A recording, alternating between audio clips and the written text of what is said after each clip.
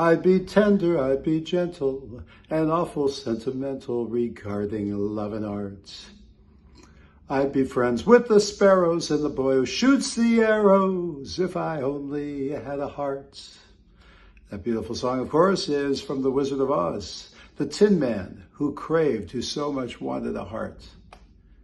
In distinction from the famous Scarecrow who wanted a brain. And ladies and gentlemen, the debate goes on and on. What's more important in life? What should lead in terms of how we live our life? Our brain or our heart? I can only say that in the work that I've done over many years, that those people who lead with their heart in terms of what they do, in terms of their behavior, can get themselves in all sorts of trouble. Yes, of course, we have to know our feelings. We have to be in touch with our feelings. It almost always starts with that. But when it comes to what we do, we need to actually lead with our brain. In effect, the Scarecrow over the Tin Man, if you want to say such a thing.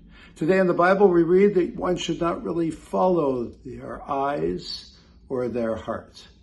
Because again, when you put that into action, that can get you into all sorts of hot water. I taught my children this. And so it was many years ago. We were on a trip in Arizona and I lost the keys to our rental car. So we backtracked through the town and finally we came to a store called Follow Your Heart.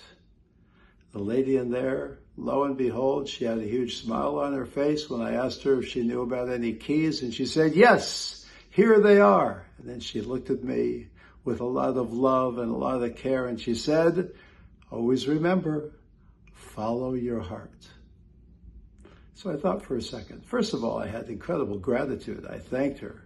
Then I thought, should I get into a conversation with her about the heart versus the brain? The Scarecrow and the Tin Man. And I thought sometimes it's best just to leave things alone.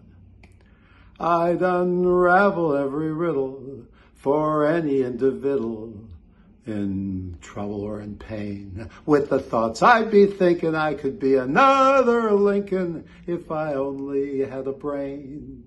So yep, be in touch with your heart, of course, our feelings.